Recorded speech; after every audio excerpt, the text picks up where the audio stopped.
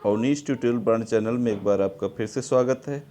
देखिए, कल के वीडियो में जो है आप लेंसों के बारे में पढ़ा, मीन्स इंट्रोडक्शन ऑफ लेंस कि लेंस किसे कहते हैं, लेंस कितने प्रकार का होता है।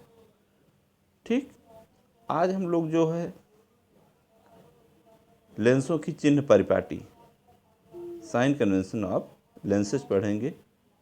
जैसा कि हम लोग दर्पण में भी पढ़ चुके हैं, ठीक उसी प्रकार से लेंस के लिए भी चिन्ह परिपाटी होती। चिन्ह परिपाटी का मतलब है कि जिस प्रकार से दर्पण के ध्रुव से जितनी दूरियां मापी जाती थी, जैसे वस्तु की दूरी, प्रतिबिंब की दूरी, वक्ता केंद्र की दूरी, फोकस की दूरी,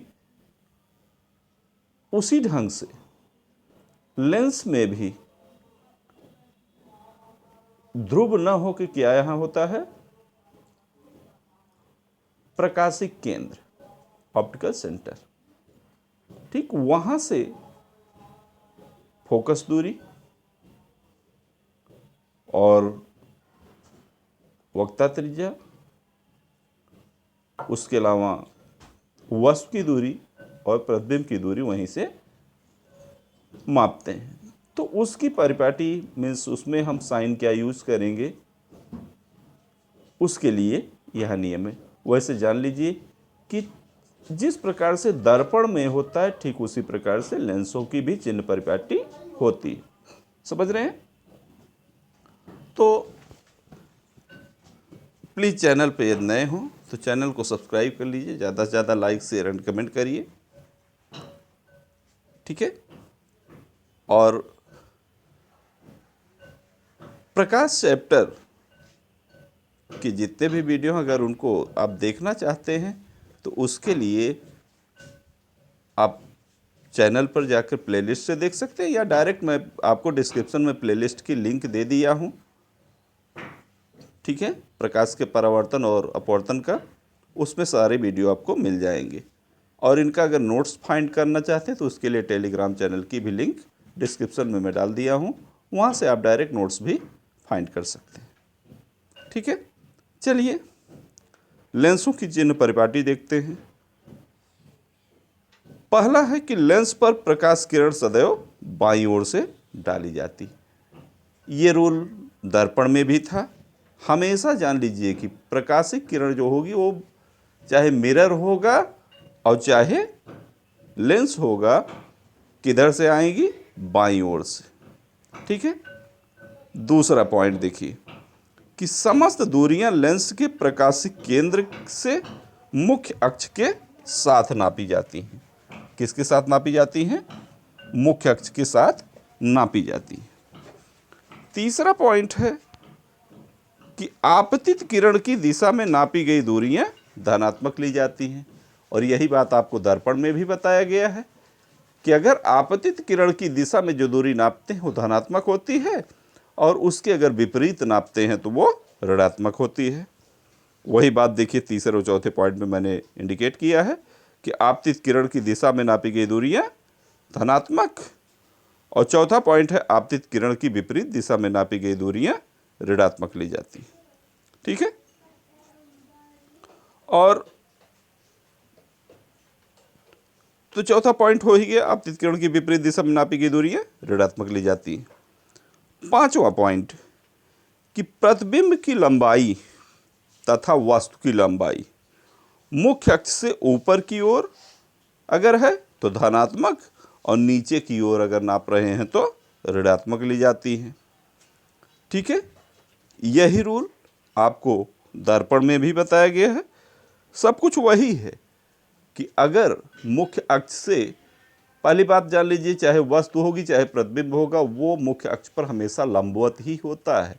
तो जब ऊपर की ओर, अगर मुख्य अक्ष के ऊपर की ओर है तो जान लीजिएगा पॉजिटिव, और अगर नीचे की ओर है तो जान लीजिएगा निगेटिव होगा।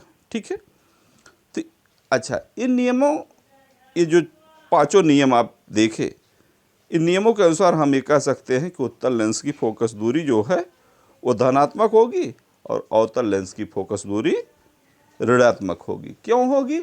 उसका कारण है कि ये आपतित किरण की दिशा में नापी गई दूरियां हैं, इसलिए। ठीक है, चलिए इसका हम लोग फिगर भी देखते हैं। ये देखिए लेंस है, लेंस आपके सामने है। अब यहाँ सारी चीज़ ऐसे इंडिकेट कर दी गई है कि देखिए अगर प्रकाश इधर से आ रहा हमेशा बाएं साइड से, तो बाएं साइड से अगर आ रहा है तो अगर इस इधर ये प्रकाशिक केंद्र से अगर इस साइड में आप डिस्टेंस नापते हैं, ठीक है, या ऐसे, तो पॉजिटिव होगी। और यही प्रकाशिक केंद्र से इस साइड में मापें अगर, तो ये दूरी क्या होगी, ये निगेटिव होगी, ये पॉजिटिव होगी। ठीक है, तो आपतित किरण की दिशा में अगर जो दूरी नाप रहे हैं वो धनात्मक होगी, और आपतित किरण की विपरीत दिशा में जो दूरी नाप रहे हैं वो ऋणात्मक होगी। ठीक है, एक पॉइंट और है, देखिए आपको, देखिए वस्तु हमेशा लंबवत होती है, तो अगर ऊपर पॉजिटिव, ऐसे पॉजिटिव, लेकिन नीचे की ओर अगर है तो ये निगेटिव होगी। ठीक है, तो वस्तु हमेशा मुख्य अक्ष पर लंबवत होती है, प्रतिबिंब हमेशा लंबवत होता है, इसलिए ये दूरियां जो है धनात्मक, ठीक है, ऊपर की ओर नाप रहे हैं धनात्मक, नीचे की ओर है तो ऋणात्मक। ठीक है, तो ये तो आप सारा रूल कह दीजिए, तो जैसे दर्पण का था ठीक उसी प्रकार से लेंस के लिए भी है। हम कह सकते हैं कि स्पष्ट है कि दर्पण में बताई गई निर्देशांक ज्यामिति चिन्ह परिपाटी लेंस में भी लागू होती, इसीलिए मैंने यहाँ ऐसा लिख दिया है। ठीक है, और किसी कारण से नहीं, तो दोनों में सेम रूल है। ठीक है, चलिए नेक्स्ट पॉइंट देखते हैं। अगली टॉपिक हमारी है कि लेंसों की अभिसारी एवं अपसारी प्रकृति, converging and diverging nature of lenses. इसमें भी, ये भी बहुत बार बोर्ड परीक्षा में, मुझे याद है कि हाई स्कूल की बोर्ड परीक्षा में कई बार पूछ लिया गया है कि अभिसारी लेंस किसे कहते हैं, अपसारी लेंस किसे कहते हैं। ठीक है, ऑप्शनल क्वेश्चन में कई बार पूछा गया। तो कौन कन्वर्ज करता है, कौन डाइवर्ज करता है, इस चीज़ को आपको ध्यान देना है। उत्तल लेंस जो है प्रकाश किरणों को एक बिंदु पर क्या करता है, एकत्रित करता है। उत्तल लेंस का गुण होता है कि उस पर चाहे जितनी प्रकाश किरणें हों, उन सभी को एक ही जगह बटोर कर ला के एक पॉइंट पर रख देगा। इसीलिए वो क्या कर रहा है, कन्वर्ज कर रहा है। तो उत्तल लेंस को इसीलिए हम अभिसारी लेंस कहते हैं। जबकि अवतल लेंस का गुण होता है कि जितनी प्रकाश की किरणें आएंगी उसको वो क्या करेगा, अपवर्तन के पश्चात और फैला देगा, बिखेर देता है। इसीलिए अवतल लेंस को हम अपसारी लेंस कहते हैं या डाइवर्जिंग लेंस भी कहते हैं। ठीक है, तो कॉन्वेक्स लेंस का नाम है कन्वर्जिंग लेंस, कॉनकेव लेंस का नाम है डाइवर्जिंग लेंस। ठीक है, तो इसको याद रखिए। अभिसारी मीन्स उत्तल लेंस, अपसारी मीन्स अवतल लेंस। ठीक है, इसको ढंग से याद रखिए, बहुत इंपॉर्टेंट है। वैसे फिगर में यहाँ इंडिकेट किया गया है। देखिए उत्तल लेंस जो पहला फिगर है, मुख्य अक्ष के समांतर देखिए किरणें बहुत सारी आ रही हैं, लेकिन सभी किरणें अपवर्तन के पश्चात क्या हो रही हैं, एक ही पॉइंट पर, देख रहे हैं, एक ही पॉइंट पर, माने उसके फोकस पर एकत्र हो जा रही। तो ये क्या कर रहा है, एक ही बिंदु पर कलेक्ट करता है। और जबकि आप इसका उल्टा देखें, अगर अवतल में भी मुख्य अक्ष के समांतर देखिए बहुत सारी प्रकाश किरणें आई, लेकिन अपवर्तन के पश्चात देखिए क्या हो रही हैं, सब बिखर गई, फैल गई है। तो ये गुण किसका है, आपके अवतल लेंस का है। अवतल लेंस प्रकाश को फैला देता है, तो उत्तल लेंस प्रकाश को बटोर देता है, एक ही बिंदु पर पॉइंटेड कर देता है। ठीक है, तो इसको भी आप अच्छे से समझ गए होंगे। जहाँ तक भाई कोई प्रॉब्लम हो तो आप पूछिएगा, सारी चीज़ें जान लीजिए आपके मिरर जैसी ही है। चलिए नेक्स्ट पॉइंट देखते हैं। अगला पॉइंट हमारा लेंस द्वारा प्रतिबिंब बनाने के नियम। प्रतिबिंब कैसे लेंस से बनता है उसका नियम हम लोग पढ़ेंगे। Principles of image formation by lens. जिस प्रकार से दर्पण में प्रतिबिंब बनने का नियम आपने पढ़ा, ठीक उसी प्रकार से लेंस में भी है। दर्पण में आपको बताया जा चुका है कि जो तीन में से आप केवल 2 रूल हमेशा फाइंड करते हैं, तीनों एक साथ नहीं लगाए जाते। पहला रूल दर्पण के लिए था कि जो किरणें मुख्य अक्ष के समांतर आपतित होती थी तो उसके फोकस से होकर परावर्तित हो जाती थी। दूसरा नियम इसका था कि जो किरणें मुख्य उसके फोकस पर आपतित होती थी वो मुख्य अक्ष के समांतर परावर्तित हो जाती थी, और जो उसके दर्पण के वक्ता केंद्र पर आपतित होती थी वो वक्ता केंद्र से ही परावर्तित भी हो जाती थी। ये था। लेकिन लेंस में भी ठीक उसी प्रकार से है, कोई बहुत ज़्यादा हटकर नहीं है। चलिए देखते हैं। लेंस में प्रतिबिंब अपवर्तन द्वारा बनता है। आपको अच्छी तरह मालूम होना चाहिए, ठीक है, क्योंकि लेंस क्या है, पारदर्शी माध्यम होता है और माने आर पार दिखता है, और दर्पण में एक तल कलई किया होता है, वो पारदर्शी नहीं होता है, केवल वो परावर्तक होता है, चिकना परावर्तक तल एक होता है। तो दर्पण में प्रतिबिंब परावर्तन द्वारा, लेंस में प्रतिबिंब अपवर्तन द्वारा बनता है, ठीक है ना। तो लेंस में जानिए, लेंस में प्रतिबिंब अपवर्तन द्वारा बनता है। किसी वस्तु का लेंस द्वारा प्रतिबिंब बनाते समय हमें निम्नलिखित बातों पर ध्यान देना चाहिए। क्या ध्यान देना चाहिए, चलिए देखते हैं।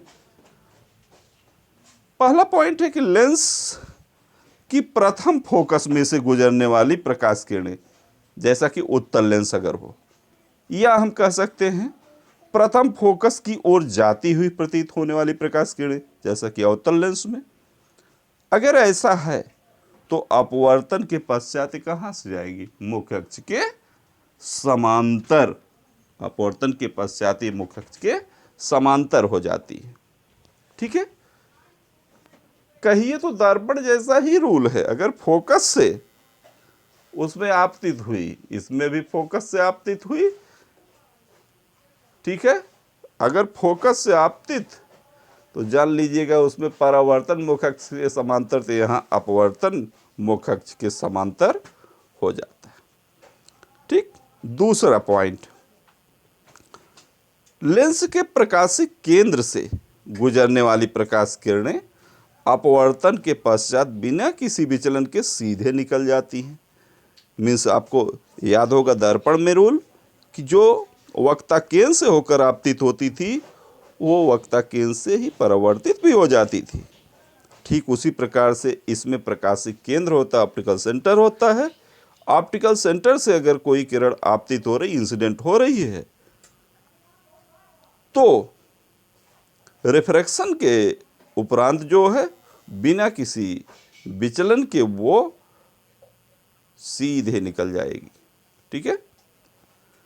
तो ये दूसरा पॉइंट रहा, सेम दर्पण जैसे ही। मैं आपको इसलिए ऐसा इंडिकेट कर रहा हूं कि आपको जिसे भूले न। दर्पण और लेंस दोनों लगभग सेम है रूल में। तीसरा पॉइंट है, मुख्य अक्ष के समांतर चलने वाली प्रकाश किरणें अपवर्तन के पश्चात द्वितीय फोकस में से या तो होकर जाती हैं, मीन्स उत्तल लेंस में मैंने मुख्य अक्ष के समांतर अगर चलने वाली प्रकाश किरणें हैं तो अपवर्तन के पश्चात द्वितीय फोकस में से या तो होकर जाती हैं। अगर या तो ऐसा है तो उत्तल लेंस समझिएगा, अथवा द्वितीय फोकस से आती हुई प्रतीत होती हैं तो जान लीजिएगा अवतल। क्योंकि ये भी दर्पण जैसा ही है कि अगर मुख्य अक्ष के समांतर है तो कहाँ से परावर्तन होता था उसमें, फोकस से। तो यहाँ लेंस में मुख्य अक्ष के समांतर अगर आपतित हो रही है तो अपवर्तन मीन्स अपवर्तन के पश्चात अपवर्तित किरण कहाँ से होगी, द्वितीय फोकस से, चाहे वो उत्तल लेंस होगा चाहे वो अवतल लेंस होगा। तो ये 3 नियम हैं, तीनों जान लीजिए टैली खा रहे हैं मिरर से बिल्कुल। बस आपको यहाँ ध्यान देना है कि मिरर में एक ही फोकस होता है, इसमें 2 फोकस होते हैं, बस इतना थोड़ा सा गौर करना और कुछ दिक्कत नहीं, ठीक है। और यहाँ जो आपको एक पॉइंट अक्सर मिला होगा कि आती हुई प्रतीत, तो जब भी ऐसा लिखा रहे जान लीजिएगा कि वो कैसा इमेज देगा, वर्चुअल इमेज देगा, मीन्स आभासी प्रतिबिंब देगा। तो आभासी कौन देता है, अब अवतल लेंस। अवतल लेंस जान लीजिएगा कि ये आभासी होगा इसके प्रतिबिंब की प्रकृति, और उत्तल लेंस में यही प्रकृति जो हो वास्तविक प्रकृति की होगी, ठीक है। प्रतिबिंब की प्रकृति वास्तविक होगी, रियल इमेज देगा। जस्ट दर्पण में उल्टा होता है, दर्पण में अवतल दर्पण जो होता है वो रियल इमेज देता है और उत्तल दर्पण वर्चुअल इमेज देता है, मीन्स आभासी प्रतिबिंब देता है। और लेंस में जस्ट उल्टा है, उत्तल लेंस हमें रियल इमेज मीन्स वास्तविक प्रतिबिंब देगा और अवतल लेंस जो होगा वो हमें वर्चुअल इमेज मीन्स आभासी प्रतिबिंब देगा। इस चीज़ का आपको ध्यान देना है, ठीक है। तो ये रहा आज का वही पॉइंट, मोस्ट इम्पॉर्टेंट था आपको समझने के लिए। तो एक बार फिर से भाई प्लीज़ चैनल पे नए हो तो चैनल को सब्सक्राइब कर लीजिए, ज़्यादा से ज़्यादा लाइक शेयर कमेंट करिए, पुराने हैं तो लाइक शेयर कमेंट करना ना भूलें। आपसे बस एक ही आग्रह है कि आप सपोर्ट करिए, जो भी प्रॉब्लम हो आप पूछ सकते हैं, ठीक है। हाँ, ये टॉपिक ऐसा नहीं है कि केवल क्लास 10th के लिए है, क्लास 12th के लिए उसमें भी पूरा ऑप्टिक्स है, ठीक है। तो दोनों के लिए टॉपिक इम्पोर्टेंट है। तो हाँ, अगर इसका नोट्स लेना चाहें तो आप डायरेक्ट टेलीग्राम चैनल पर जाकर, मैंने डिस्क्रिप्शन में टेलीग्राम चैनल की लिंक दी गई है, वहाँ से आप टेलीग्राम चैनल को सब्सक्राइब करके आप नोट्स डायरेक्ट ले सकते हैं। और उसके अलावा वीडियो देखना हो तो डिस्क्रिप्शन में ही ऑप्टिक्स मीन्स लाइट चैप्टर के जो प्लेलिस्ट की लिंक है वो भी मैं दे दिया हूँ, वहाँ से डायरेक्ट जो आपको इम्पोर्टेंट लगे सभी वीडियो आप देख सकते हैं। मैं इतना कहता हूँ कि जितने वीडियो उतने पढ़ लीजिए, आपको लाइट चैप्टर भी कहीं अलग से पढ़ने की ज़रूरत नहीं पड़ेगी, ठीक है। हाँ, स्क्रीनशॉट लेना चाहें तो चलिए मैं सीरियल से कर दे रहा हूँ, आप एक बार स्क्रीनशॉट ले लीजिए, ठीक है। चलिए इसका भी आप ले सकते हैं, लेंसों की चिन्ह परिपाटी रूल है, ये उसके फिगर को जिसमें समझाया गया है उसको ले सकते हैं। ये बहुत इम्पॉर्टेंट टॉपिक है, मोस्ट इम्पॉर्टेंट है कि लेंसों की अपसारी एवं अपसारी प्रकृति, converging and diverging nature of lenses बहुत इम्पॉर्टेंट है कि किसे कन्वर्जिंग लेंस कहते हैं, किसे डाइवर्जिंग लेंस कहते हैं, इसका भी आप ले लीजिए, बहुत इम्पॉर्टेंट है ये। और फिर है लेंस द्वारा प्रतिबिंब बनाने के नियम कि लेंसों में प्रतिबिंब कैसे बनता है, उसके लिए रूल है, तो आप इसका भी स्क्रीनशॉट ले सकते हैं, ठीक है।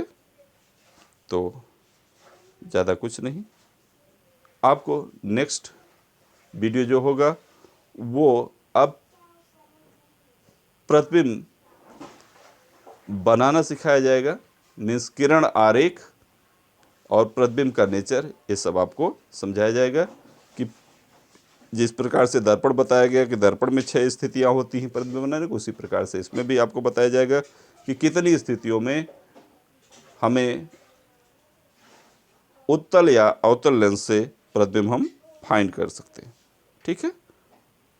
ओके, धन्यवाद।